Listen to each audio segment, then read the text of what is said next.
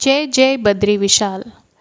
आज हम इस वीडियो में बद्रीनाथ धाम के बारे में और उसके इतिहास के बारे में जानेंगे।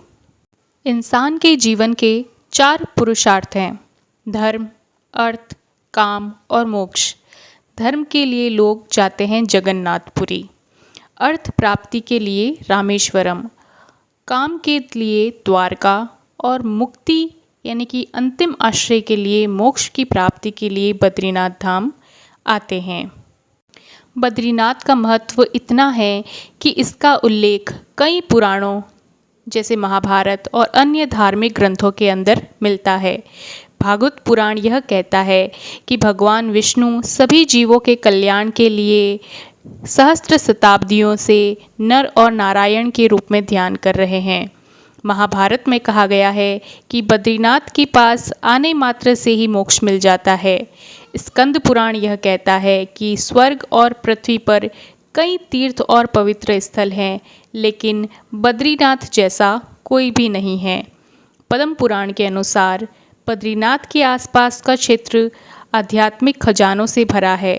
मंदिर के बारे में तमिल ग्रंथ नलयीरा दिव्य प्रबंधम में यह बात लिखी गई है। आइए अब हम बद्रीनाथ धाम के इतिहास के बारे में जानेंगे। बद्रीनाथ एक पवित्र हिंदू तीर्थ स्थल है जो भगवान विष्णु को समर्पित है, जो हिंदू धर्म के प्रमुख देवताओं में से एक है। यह उत्तर भारत में उत्तराखंड के चमोली जिले में स्थित है और इसे सबसे पवित्र हिंदू तीर्थ स्थलों में से एक माना जाता है। हिंदू पौराणिक कथाओं के अनुसार भगवान विष्णु ने हजारों वर्षों तक एक बेरी, जिसे हिंदी में बद्री के रूप में जाना जाता है, वहाँ पर ध्यान किया था और इस स्थान को बद्री विशाल के नाम से जाना जाने लगा। ऐसा कहा जाता है कि देवताओं और राक्षसों ने एक बार भगवान विष्णु से अमरता के लिए समुद्र मंथन में मदद करने के लिए संपर्क किया था। भगवान विष्णु मदद करने के लिए सहमत भी हुए थे, लेकिन उन्होंने जोर देकर कहा था कि वे केवल समुद्र से निकलने वाली पहली बूंद ही पिएंगे। पहली बूंद जो थी वो जहर थी और भगवान विष्णु ने दुनिया को नष्ट होने से बचाने के लिए उसे पी लिया था। खुद को जहर के प्रभाव से बचाने के लिए भगवान विष्णु बद्रीनाथ के पास पहाड़ों पर चले गए, जहां उन्होंने ध्यान लगाया और कठोर तपस्या की। भगवान विष्णु ने इस स्थान को अपने निवास के रूप में चुना और अपने भक्तों को आशीर्वाद देने के लिए भगवान बद्रीनाथ के रूप में प्रकट हुए। यह भी कहा जाता है कि भगवान विष्णु की पत्नी देवी लक्ष्मी अपने पति को कठोर पहाड़ी मौसम से बचाने के लिए एक बेरी, जिसे बद्री के पेड़ के रूप में प्रकट हुई, इसीलिए इस स्थान को बद्रीनाथ के नाम से जाना जाने लगा। यह माना जाता है कि बद्रीनाथ मंदिर जो है उसकी स्थापना 8वीं शताब्दी में आदि शंकराचार्य ने की थी, जो कि सबसे प्रमुख हिंदू संतों और दार्शनिकों में से एक थे। सदियों से मंदिर में कई बार जीर्णोद्धार कराया गया, इसका विस्तार कराया गया और कई पीढ़ियों से हिंदुओं के लिए यह एक तीर्थ यात्रा के लिए महत्वपूर्ण केंद्र भी रहा है। पौराणिक कथाओं के अनुसार भगवान शिव और बद्रीनाथ की कहानी के बारे में जानते हैं। ऐसा कहा जाता है कि भगवान शिव और भगवान विष्णु घनिष्ठ मित्र हैं और माना जाता है कि भगवान शिव भगवान विष्णु के साथ बद्रीनाथ गए थे। कुछ किंवदंतियों में यह भी कहा गया है कि भगवान शिव एक बार भगवान विष्णु के ध्यान और तपस्या में भाग लेने के लिए बद्रीनाथ गए थे। इसके अलावा भगवान शिव को बद्रीनाथ मंदिर के पास एक प्राकृतिक गर्म झरने के रूप में भी मौजूद माना जाता है, जिसे तप्ता कुंड के नाम से जाना जाता है। बद्रीनाथ आने वाले सारे तीर्थयात्री अपने धार्मिक अनुष्ठानों के हिस्से के रूप में इस गर्म झरने में डुबकी लगाते हैं और इसे शुभ और शुद्ध करने वाला माना जाता है। केदारनाथ को जहाँ पर भगवान शंकर का आराम करने का स्थान माना जाता है, वहीं बद्रीनाथ को सृष्टि का 8वां बैकुंठ कहा गया है, जहाँ भगवान विष्णु 6 माह निद्रा में रहते हैं और 6 महीने जागते हैं। यहाँ बद्रीनाथ की मूर्ति शालग्राम शिला से बनी हुई चतुर्भुज ध्यान मुद्रा में है। यह नर नारायण विग्रह की पूजा होती है और अखंड दीप जलता है, जो कि अचल ज्ञान ज्योति का प्रतीक है।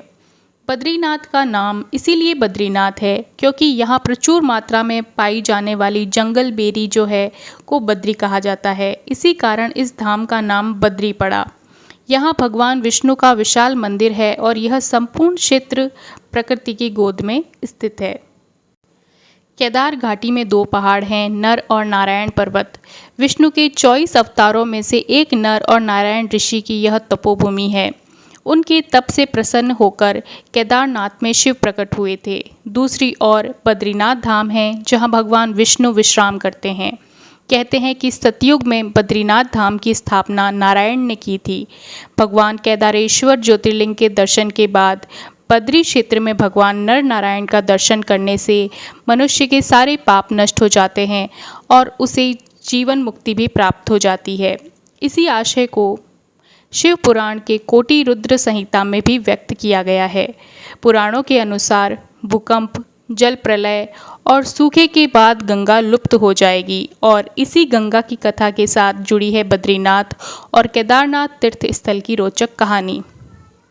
भविष्य में बद्रीनाथ के दर्शन नहीं होंगे यह माना जाता है, क्योंकि यह माना जाता है कि जिस दिन नर और नारायण पर्वत आपस में मिल जाएंगे बद्रीनाथ का मार्ग पूरी तरह बंद हो जाएगा।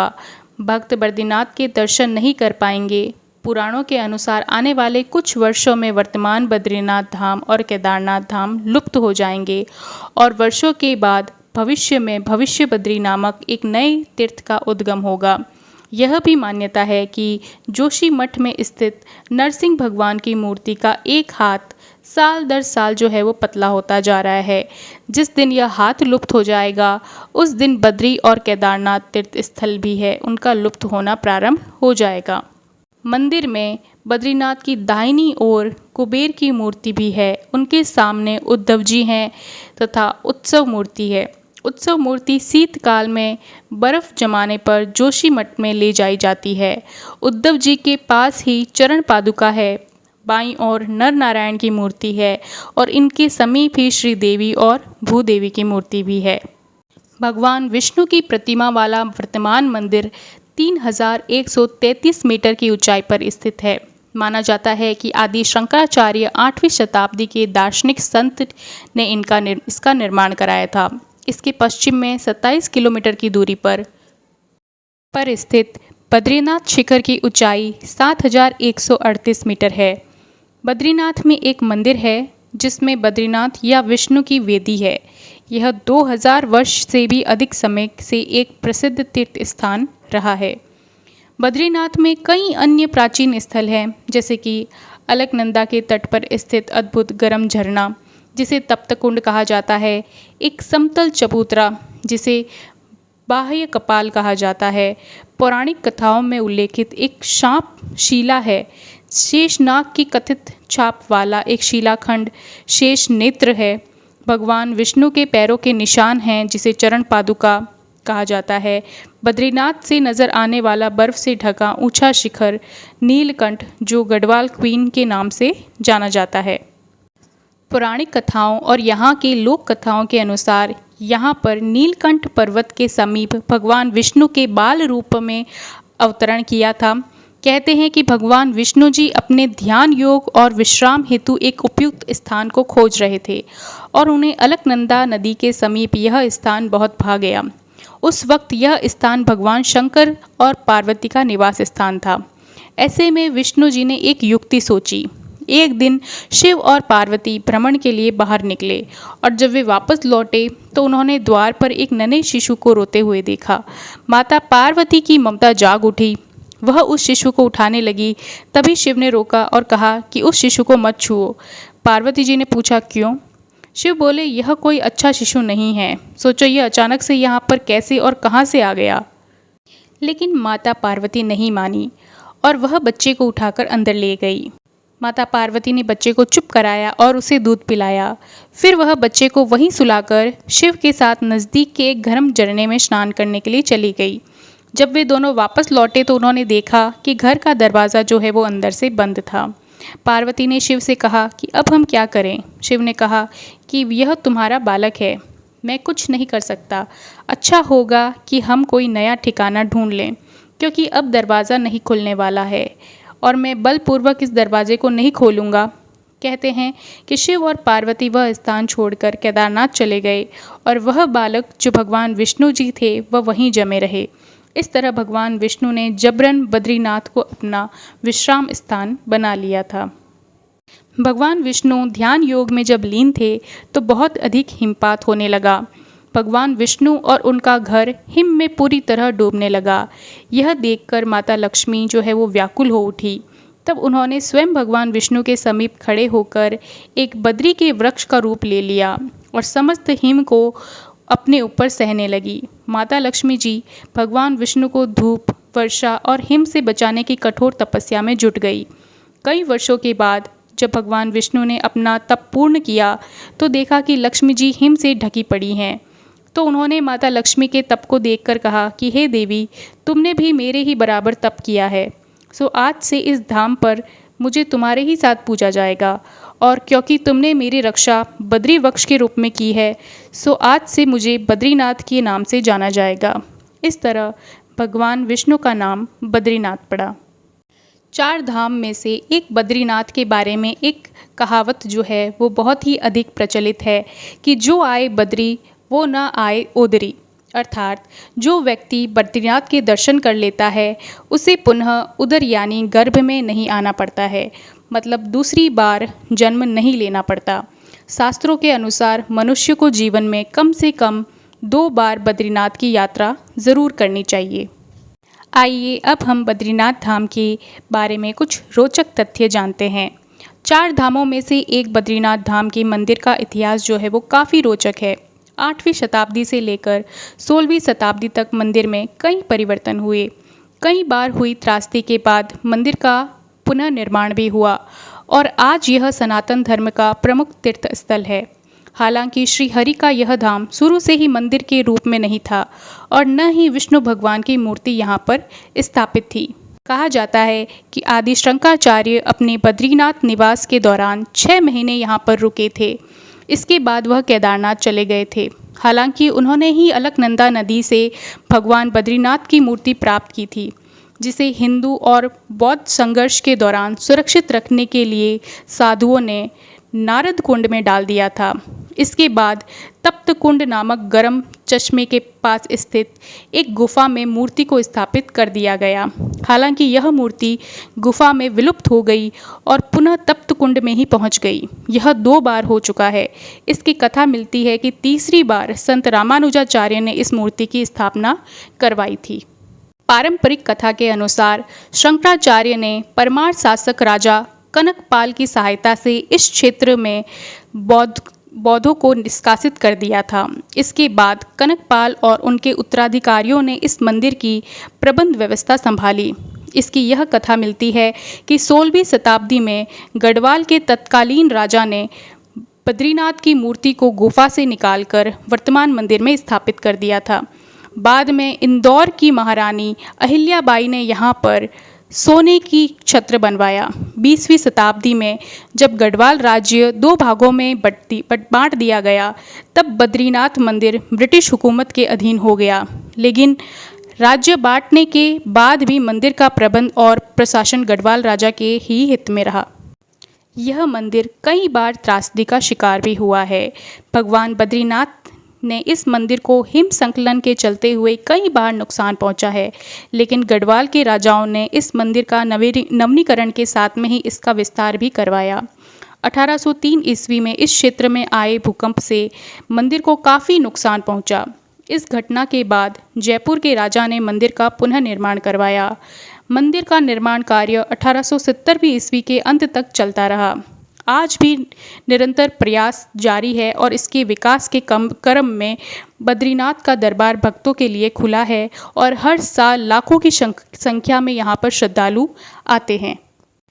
सतयुग में यह क्षेत्र मुक्ति प्रदा, त्रेता युग में योग सिद्धिदा, द्वापर युग में विशाला और कलयुग में यह क्षेत्र बद्रिकाश्रम के नाम से विख्यात हुआ।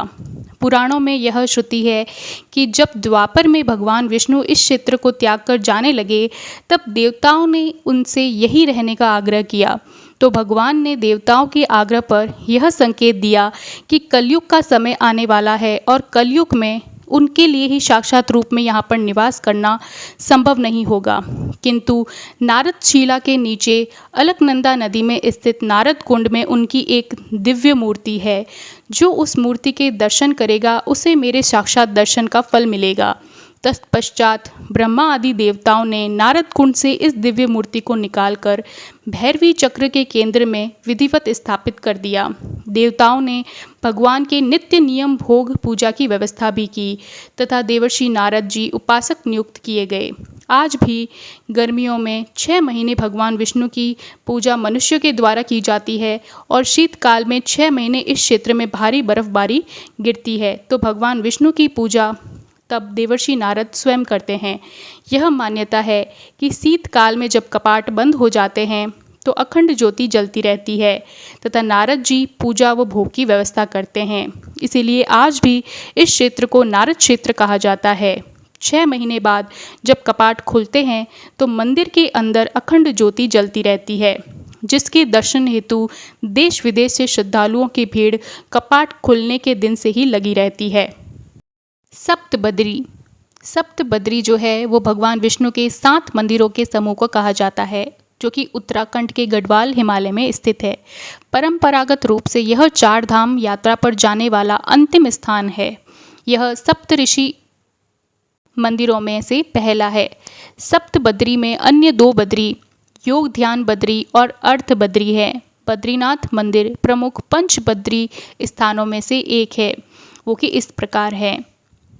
पहला स्थान जिसे बद्रीनाथ बोलते हैं, दूसरा है पांडुकेश्वर जिसे ध्यान बद्री कहा जाता है, तीसरा है सुभाई जो कि भविष्य बद्री के नाम से जाना जाता है, चौथा है जोशीमठ जिसे व्रत बद्री के नाम से जाना जाता है और अंतिम है कर्णप्रयाग जिसे आदि बद्री के रूप में जाना जाता है।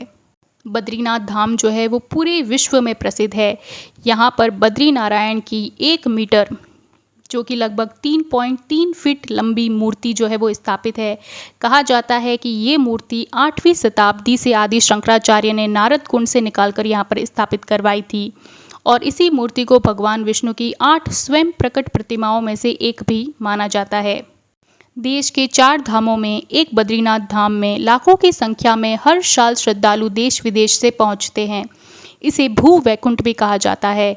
उत्तराखंड के चमोली जिले में सरस्वती और विष्णु गंगा के संगम जो विष्णुप्रयाग के बाद अलकनंदा कहलाती है, उसके दक्षिण तट पर नर और नारायण नामक 2 पर्वतों के बीच में यह धाम स्थित है।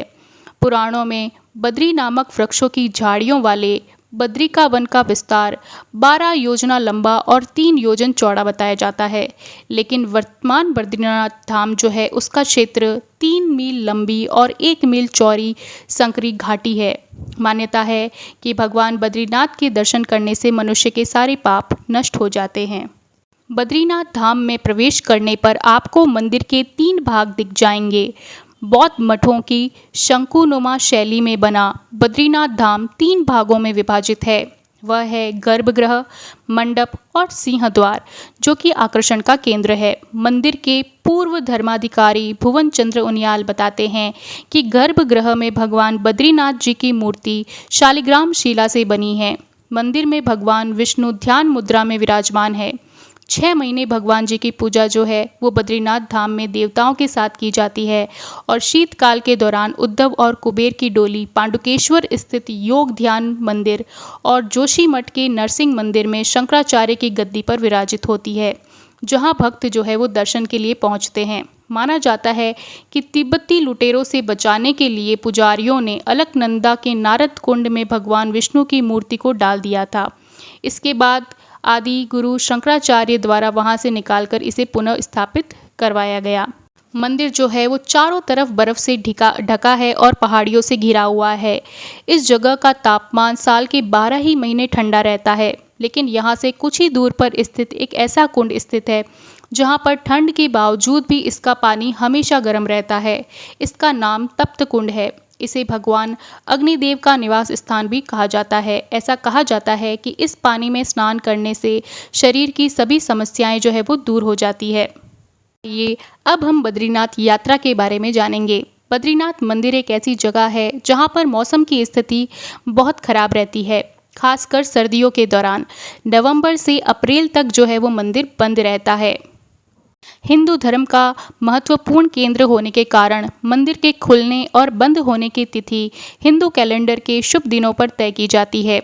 खुलने की तिथि बसंत पंचमी को घोषित की जाती है, जबकि समापन की तिथि जो है वो विजयादशमी को घोषित की जाती है। बद्रीनाथ मंदिर में सभी आगंतुकों के लिए प्रवेश पूरी तरह से निःशुल्क है। यह सुबह 4:30 बजे से दोपहर के 1 बजे तक खुला रहता है। शाम को मंदिर 4 बजे से 9 बजे तक खुला रहता है। आम जनता के लिए श्री बद्रीनाथ जी के दर्शन सुबह 7:30 से 8 बजे तक खुलता है। भक्तों के कहने पर कई विशेष पूजाएं यहाँ पर की जाती है। किसी भी पूजा से पहले तप्त कुंड में डुबकी लगाना अनिवार्य है। सुबह की पूजा के अनुष्ठानों में अभिषेक, गीता पाठ, महाअभिषेक और भागवत पाठ भी शामिल है, जबकि शाम की पूजा में अनुष्ठानों में आरती और गीत गोविंद शामिल है। भक्त बद्रीनाथ मंदिर समिति के साथ बद्रीनाथ पूजा के लिए बुकिंग कर सकते हैं। यह व्यापक रूप से माना जाता है कि दैनिक अनुष्ठान और प्रार्थना की प्रक्रियाएं आदि शंकराचार्य ने स्वयं ही निर्धारित की थी। बद्रीनाथ धाम की जो यात्रा है उसके लिए सर्वोत्तम समय जो है वो गर्मी का मौसम या मई से जुलाई तक का महीना जो है वो आदर्श समय है। यहाँ इस समय आप जा सकते हैं, और क्योंकि मानसून के दौरान जो है वो भू संकलन और सड़क अवरोध रहते हैं, फिर भी आप बद्रीनाथ धाम की यात्रा कर सकते हैं। जो सही समय है वो मई से जुलाई का महीना जो है वो गर्मी का मौसम वही उचित रहता है। आइए अब जानेंगे कि बद्रीनाथ धाम जो है वो आप कैसे पहुंच सकते हैं। अगर आप हवाई मार्ग चुनते हैं तो बद्रीनाथ से निकटतम हवाई अड्डा देहरादून जो है वो 311 किलोमीटर की दूरी पर स्थित है। हवाई अड्डा दिल्ली, मुंबई, अमृतसर, लखनऊ, चंडीगढ़, धर्मशाला, जम्मू और अन्य शहरों से कनेक्शन प्रदान करता है। बद्रीनाथ के लिए हेलीकॉप्टर की जो है वो सेवाएं भी उपलब्ध है। सड़क मार्ग से जाना चाहते हैं तो बद्रीनाथ NH7 के माध्यम से दिल्ली, चंडीगढ़, देहरादून, हरिद्वार और ऋषिकेश जैसे प्रमुख शहरों से सड़क मार्ग से जुड़ा है। दिल्ली और बद्रीनाथ के बीच की दूरी जो है वो 540 किलोमीटर है और हरिद्वार और बद्रीनाथ के बीच की दूरी जो है वो 320 किलोमीटर है। आगंतुक जो है वो अंतर्राज्यीय और अंतर्राज्यीय बसों का विकल्प भी चुन सकते हैं, जो कि सुरक्षित भी है और आरामदायक भी है। अगर आप ट्रेन के माध्यम से करना चाहते हैं तो हरिद्वार रेलवे स्टेशन जो है वो बद्रीनाथ से 318 किलोमीटर की दूरी पर है, और दूसरा विकल्प आप ले सकते हैं देहरादून रेलवे स्टेशन जो कि 340 किलोमीटर की दूरी पर स्थित है। बद्रीनाथ धाम के साथ में ही आसपास घूमने के लिए भी जो है वो स्थान बहुत अच्छे हैं, जैसे कि वसुधारा झरना जो है वो 9 किलोमीटर की दूरी पर स्थित है। यह झरना लगभग 400 फीट की ऊंचाई से गिरता है और अलकनंदा नदी में मिल जाता है। वसुंधरा अपनी शांत सुंदरता के कारण हाइकिंग के शौकीन के लोगों के लिए जो है वो बहुत ही लोकप्रिय है। इस स्थान पर पहुंचने के लिए माना गांव से जो है वो 6 किलोमीटर की चढ़ाई करनी पड़ती है और इस सुनहरे झरने का आनंद ले सकते हैं। इसके अलावा जो है वो पंचधारा जो है वो बहुत ही फेमस है वहाँ पर, जो बद्रीनाथ से निकलती है। रात धारा, उर्वशी धारा, कुर्म धारा और इंदिरा धारा पंचधाराओं का यह निर्माण करती है, इसीलिए इसे पंचधारा कहा जाता है। और भृगु धारा जो है वो कई गुफाओं से होकर गुजरती है, जबकि प्रहलाद धारा में गर्म पानी रहता है। जिस स्थान पर वे मिलते हैं उसे हिंदुओं द्वारा बहुत ही शुभ माना जाता है। यहाँ पर एक और लोकप्रिय जगह है, वो है व्यास गुफा, जो कि बद्रीनाथ से कुछ ही किलोमीटर स्थित है, चामोली में स्थित है यह भी। और ऐसा माना जाता है कि हिंदू महाकाव्य महाभारत की रचना भगवान गणेश की मदद से ऋषि व्यास ने इसी गुफा में की थी, इसीलिए इस गुफा का नाम जो है वो व्यास गुफा है। इसके अलावा जो है वो नीलकंठ चोटी जो है वो बहुत प्रसिद्ध है। पैदल यात्रियों के बीच लोकप्रिय नीलकंठ हिमालय के एक ऐसे हिस्से गढ़वाल मंडल में यह चोटी है जो बहुत ही प्रसिद्ध है। गढ़वाल रानी के नाम से मशहूर बर्फ़ से ढका यह पर्वत बद्रीनाथ से जो है वो 11,398 फीट पर स्थित है। एक और जगह जो है वो बहुत ही प्रसिद्ध है, पांडुकेश्वर जोशी मठ से जो है वो 18 किलोमीटर की दूरी पर यह स्थित है। यह महाभारत काल से जुड़ा हुआ बहुत ही पवित्र स्थल माना जाता है। ऐसा माना जाता है कि राजा पांडु, जो पांडवों के पिता थे, यहाँ पर भगवान शिव की उन्होंने पूजा की थी। आज यहाँ पर 2 प्रसिद्ध मंदिर हैं, योग ध्यान और बद्री मंदिर, जो कि उत्सव मूर्ति को समर्पित है, और भगवान वासुदेव मंदिर, जिसको आमतौर पर माना जाता है कि इसको जो है वो पांडवों ने ही बनवाया था। एक और जगह लोकप्रिय है, वो है माना गाँव। भारत और तिब्बत के बीच की जो सीमा है, यह भारत का आखिरी गांव माना जाता है। माना गांव जो है वो चमोली जिले में बद्रीनाथ से जो है ये 3 किलोमीटर की दूरी पर स्थित है। उत्तराखंड सरकार ने माना को पर्यटन गांव के रूप में मान्यता दी है। हिमालय में बसा यह सुंदर गांव समुद्र तल से जो है वो 3219 मीटर की ऊंचाई पर स्थित है और सरस्वती नदी के तट पर स्थित है। अगर आपको ये वीडियो पसंद आया है तो इसे लाइक ज़रूर करें और अधिक से अधिक शेयर करें। और इसी तरह के वीडियो अगर आप और आगे देखना चाहते हैं तो आप मुझे कमेंट बॉक्स में बता सकते हैं। और चैनल को सब्सक्राइब कर लीजिए, आपको इसी तरह के वीडियोस और आगे मिलते रहेंगे। धन्यवाद।